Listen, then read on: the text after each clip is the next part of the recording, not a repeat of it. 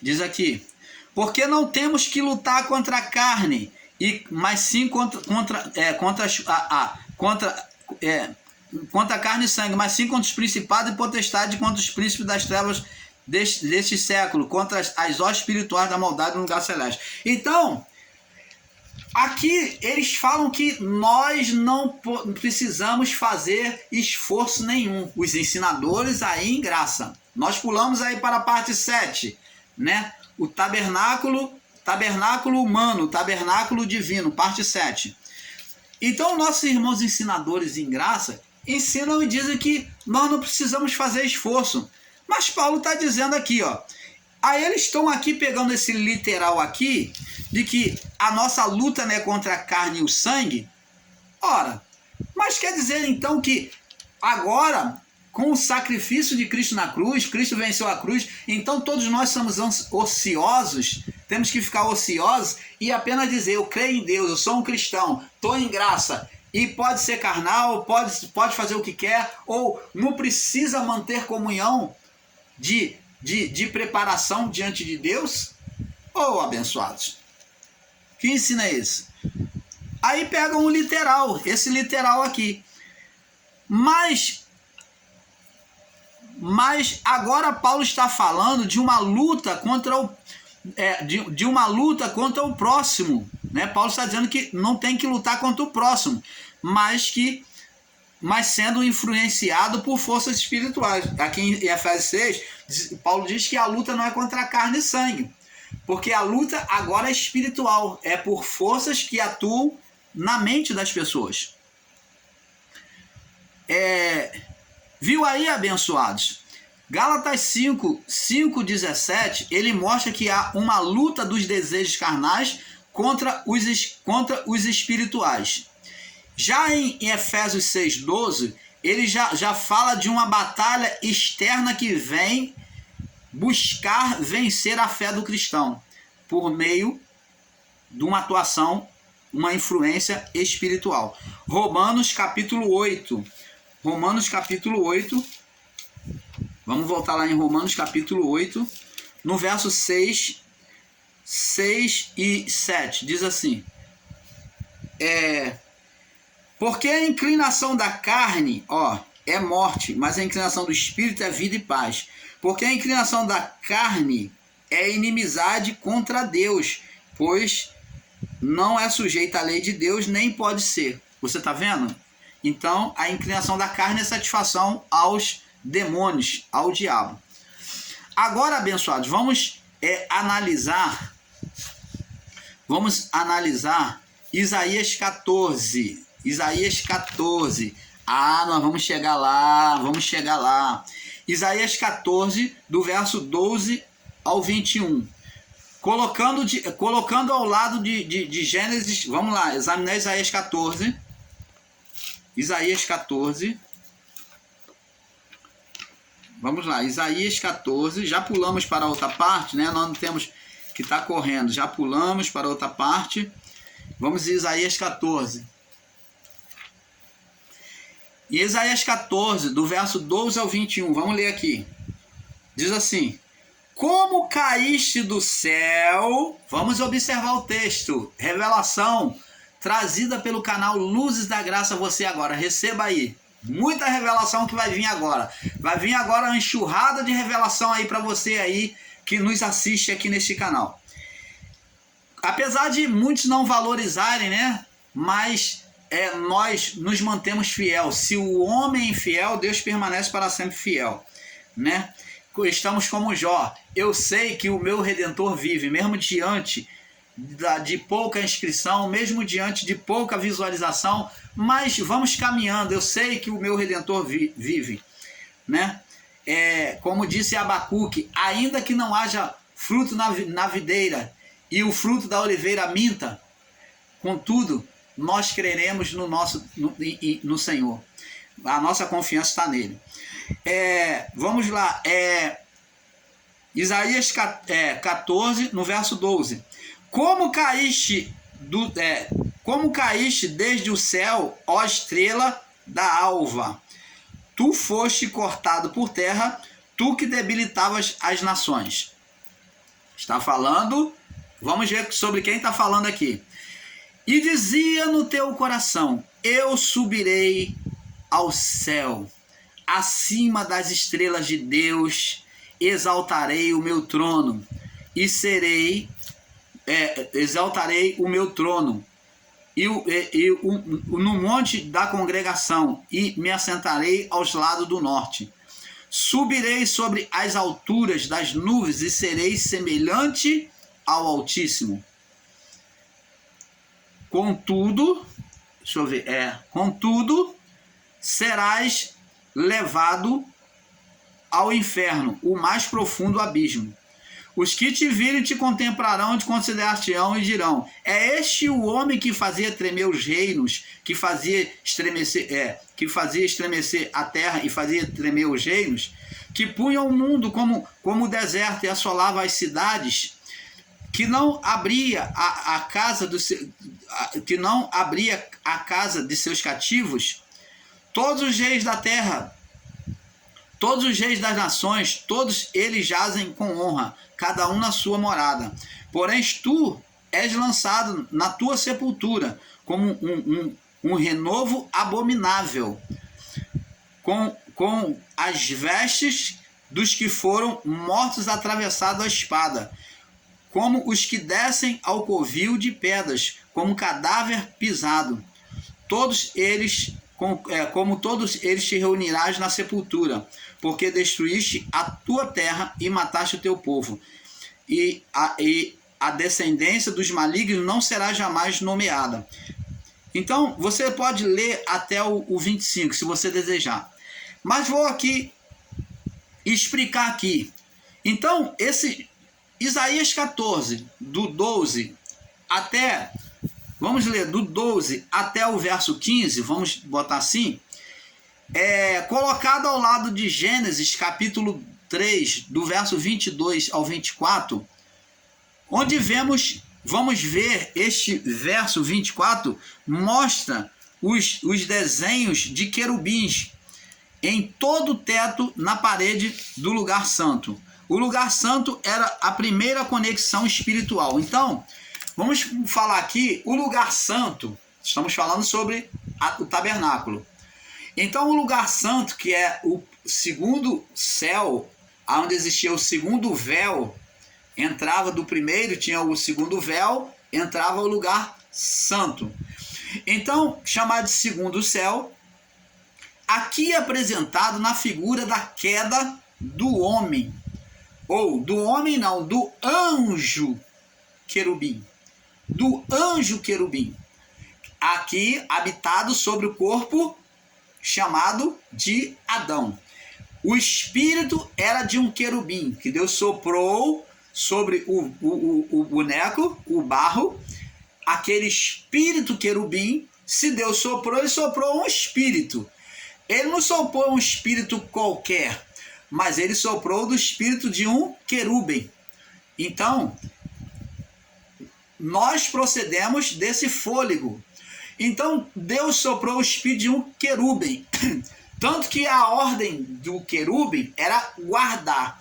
Tanto que o querubim na tampa da arca eram 2 querubins, guardador da arca, com as asas protegendo a arca. Com 2 cobriam os olhos e com as outras 2 eles não ousavam levantar a cabeça, mas eles de cabeça baixa, em reverência, ele com 2 cobriu os olhos, eram 4 asas, com 2 cobriu os olhos e com as outras 2 protegia a arca, um de frente para o outro. Esse querubim que foi soprado sobre o homem Adão, ele aqui caiu do seu estado na desobediência. Aqui está falando dele. Aqui no livro de Gênesis, ele disse aqui, ó, no livro, como caíste do céu. Está mostrando que o anjo querubim, o espírito querubim do anjo, ele caiu do seu estado na desobediência ao Criador. Por isso que ele é chamado de Lúcifer. Ele é cheio de luz, portador da Lúcifer. Lúcifer nunca foi um demônio. A cultura brasileira que colocou o nome Lúcifer como uma figura de uma entidade afro, que para os evangélicos, os cristãos, é considerado por muitos como demônio. Mas Lúcifer significa portador da luz, ou cheio de luz. Se eu for generalizar e tomar a palavra Lúcifer como um demônio, então nós somos um demônio. Os discípulos foram demônios, Jesus foi um demônio. Ele disse, eu sou a luz do mundo. Ora, ele está dizendo que ele portava a luz do mundo. Ele era o portador da luz, ele foi um Lúcifer. Ele foi o segundo Lúcifer representado na criação. O segundo Lúcifer perfeito.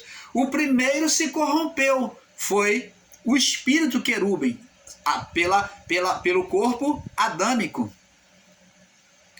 Esse Lúcifer é cheio de luz. Jesus chamou os discípulos de Lúcifer. Ele falou, vós sois a luz do mundo. Quando eles receberam a palavra, começaram a entender, eles entraram na fé.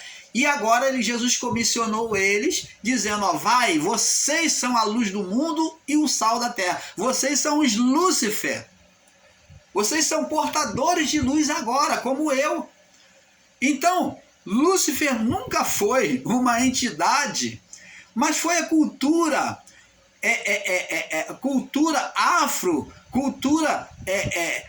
afro e religiosa que trouxe para uma entidade o nome Lúcifer, que vem enganar as pessoas, dizendo ser o Lucifer. Mas Lúcifer significa portador da luz.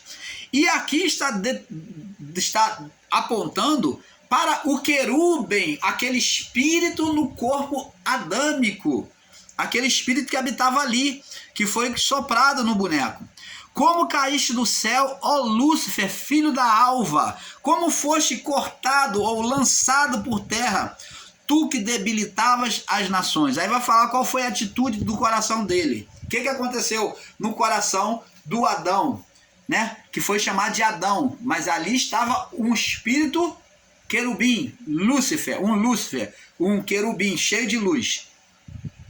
Tu dizia no teu coração, por que Adão foi levado a tocar na árvore do conhecimento do bem e do mal? Ele foi induzido pela mulher, que a mulher queria conhecer antes do tempo, queria ser como Deus, e Adão concordou com isso.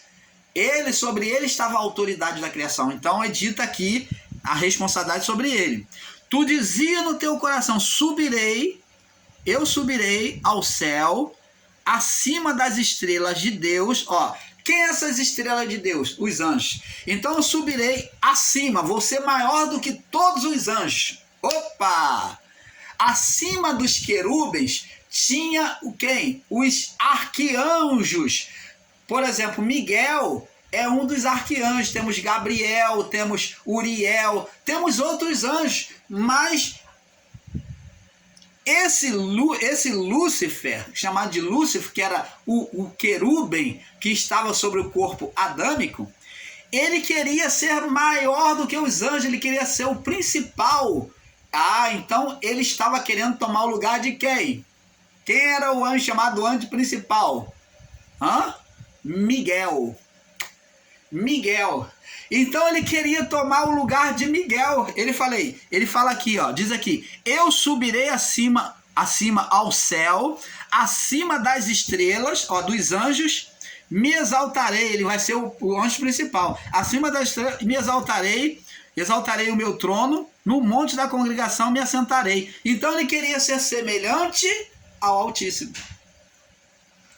Queria ser igual a Deus. Quando ele toca e come, a atitude dele é querer ser igual a Deus, ter conhecimento, dominar o bem e o mal, igual a Deus.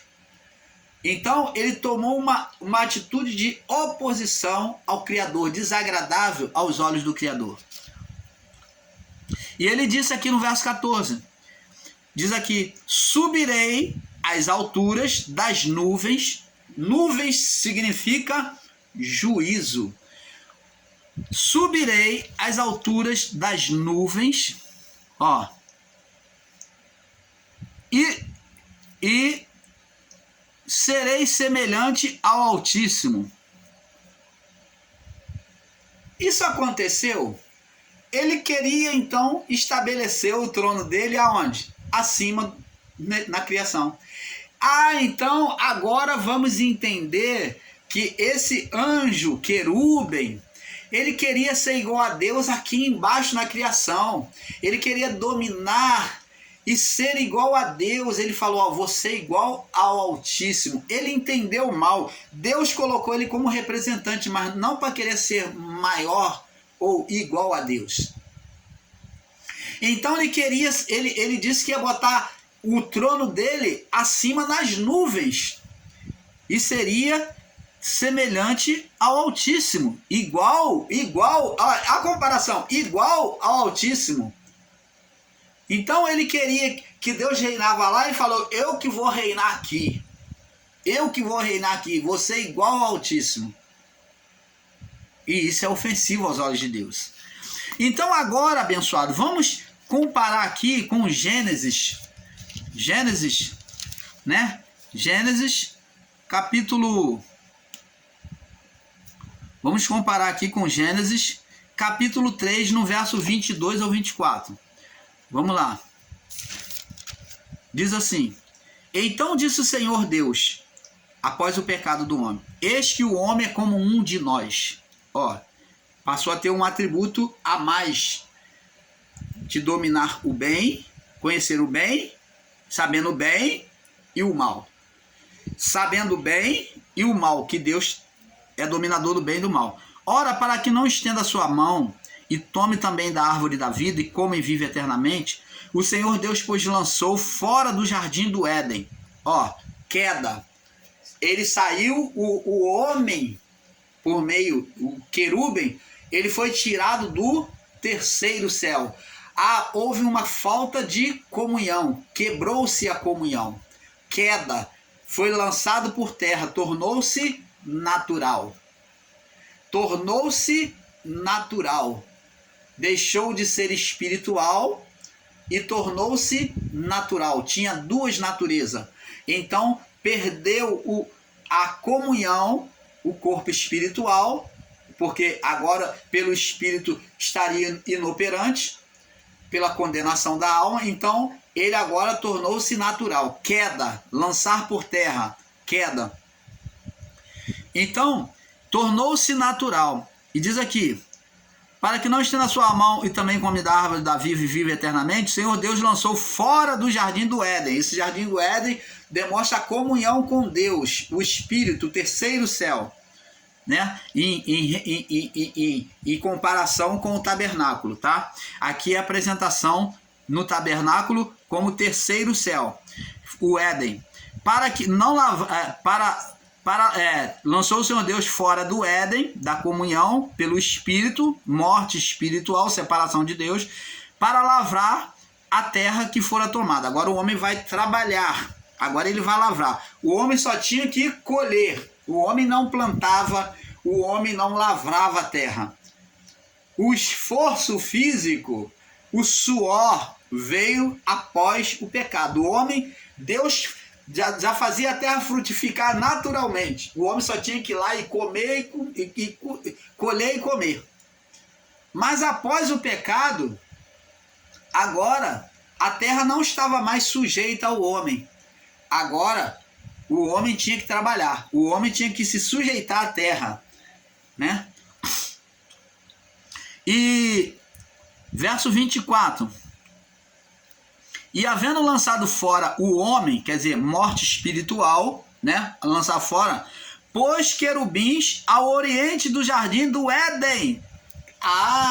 Essa figura do querubim está já apresentado no oriente. Preste atenção. O tabernáculo, ele ficava de frente para o oriente. A entrada do tabernáculo ficava de frente para o oriente e o fundo para os ocidentes. As costas do tabernáculo ficavam para o ocidente. No ocidente ficava o Santo dos Santos. No oriente era a entrada, o átrio. Aí passava no lugar santo e depois o Santo dos Santos. Então, Aqui nós vemos que a apresentação dos querubins começa a ser apresentada no Oriente. Ó, havendo lançado fora o homem da comunhão, que é o terceiro céu, pôs querubins ao oriente do jardim do Éden. Opa, é justamente as figuras que estavam nas paredes, no teto, aonde existia o candelabro, no lugar santo segundo o céu, que ali existia figuras, havia vada de ouro com imagem de querubins já no segundo céu, e era iluminado, e você olhava para o teto que era coberto, não existia janela, a iluminação não era iluminação exterior, só no átrio que tinha iluminação exterior do sol e da lua do tempo, mas no lugar santo, no segundo céu, só tinha iluminação do castiçal, demonstrando o Espírito de Deus. Ali a chama demonstrando a chama, o Espírito de Deus, o calor de Deus, a chama, e acendendo e iluminando o lugar santo, e ali você via com o brilho do ouro, onde existia lá o propiciatório, né, o altar de ouro, que tinha aqui o altar, né, de ouro aqui, vamos ver aqui. No lugar santo tinha a mesa da preposição, que era de ouro, tudo de ouro, ouro batido, tá? Ouro puro. Tinha o candelabro, que era de ouro também, aceso, e esse candelabro aceso, a própria luz dele iluminava tudo, o ouro refletia, era um ouro puro, totalmente apurado, né? Apurado em cadinhos de barro, batido 7 vezes, né? Apurado 7 vezes. Tinha um altar de ouro, né? No lugar santo tinha um altar de ouro, né? O altar de incenso, né? Tinha um altar de ouro, o altar de incenso, e tinha o candelabro. E no pano, né? Que cobria, e nas paredes tinha imagem de querubins, que eram os querubins, que é justamente essa representação aqui de Gênesis após a queda do homem, aonde agora o governo né, sobre a alma humana, né, o ministério é dos querubins, é tomado de imagem de querubim lá no Santo dos Santos, na arca, ou no tabernáculo, me perdoe, no tabernáculo, no lugar santo, é tomado no lugar santo, no segundo céu, é tomado de imagem de querubins, avinhavado de ouro. Então vemos aqui que Deus pôs, ó, havendo lançado fora, o homem foi lançado fora da onde? Do lugar santíssimo, que é o santo dos santos, do Éden. E aonde é que estava o querubim? Ele estava antes. Nós vemos que na porta do santo dos santos, do lugar santíssimo, tinha na cortina, a cortina do lugar santo era uma imagem de um querubim. Você saía, vinha do lugar santo, né? Do lugar santo, tinha já a imagem de querubim, e na porta, no véu também, o véu para a entrada para o terceiro céu, para o lugar santíssimo, que era o santo dos santos, a cortina era um querubim, era um desenho de um querubim ali na porta da cortina. É essa a representação. Canal Luzes da Graça, trazendo a perfeita revelação do Pai a vocês, um pouco aqui, um pouco ali. Agora você entende por que na cortina existia um querubim, porque aqui está apontando que os querubins estavam ali guardando a entrada do Santo dos Santos. Do lugar santo para o Santíssimo tinha querubim no teto, nas paredes, e uma cortina que separava o lugar santo do Santo dos Santos. Nessa cortina tinha uma imagem avinhavada de ouro, com a imagem de um querubim. essa cortina foi chamado de véu. Esse véu que foi rasgado, porque é essa cortina que fazia a separação do lugar santo para o santo dos santos. Essa cortina, esse véu é que foi rasgado. Esses anjos que impediam de Adão entrar no Éden, agora em Cristo já não impedem mais. O véu foi rasgado. Como diz aquela canção, o véu que separava já não separa mais. A luz que outrora apagada. Luz o quê? Espiritual, o espírito. Agora brilha e cada dia brilha mais. Só pra te adorar e fazer seu nome grande, grande, e te dar o louvor que é devido. Estamos nós aqui. Maravilha nessa canção. Ela demonstra justamente o que aconteceu no tabernáculo. O véu foi rasgado. Agora, a luz que outrora apagada, que era o Espírito por meio de Cristo, agora brilha, voltou a comunhão. Agora temos acesso ao Santo dos Santos. Não tem mais véu. O anjo, o querubim, não está mais lá para impedir essa comunhão, para impedir. Aqui, diz aqui, ó, Gênesis 3:24, e havendo lançado fora, que é a queda do homem, fora do terceiro céu, do lugar santíssimo, o Santo dos Santos, pôs querubim, que era a imagem justamente que tinha no véu, na porta.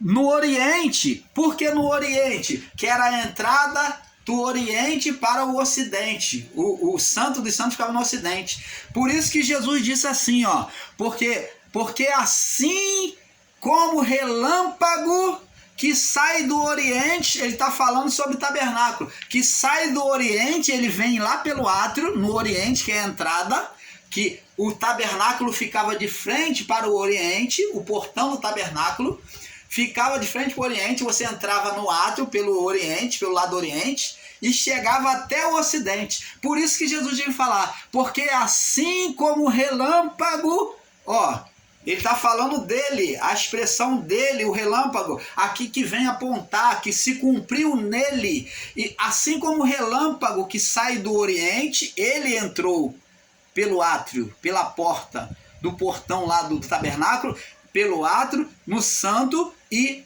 no lugar santo. Porque assim como o relâmpago sai do Oriente e se mostra aonde? No Santo dos Santos, no Ocidente. No Santo dos Santos. Agora ele está se mostrando o quê? Para nós, no estado de vivificação. E se mostra no Ocidente. Assim também será a vinda do Filho do Homem. Então Jesus está dizendo claramente para nós que ele já voltou. Pelo acesso direto ao nosso Pai. O próprio acesso direto mostra a vinda de Jesus. Jesus, ele já veio. Nos dá a liberdade de ter a comunhão com ele, acessar o Santo dos Santos. Assim como o relâmpago que sai do Oriente, que entra pelo átrio até o Santo dos Santos. E se mostra no Ocidente, no Santo dos Santos. Você tem o Espírito de Deus já, você tem acesso a essa liberdade ao Criador. Ele já está no Ocidente, que é o seu Espírito. Assim deve ser a vinda do Filho do Homem. Então ele já está no Ocidente, ele já veio, meu amado, minha amada irmã. Jesus já está em você, ele já voltou para você.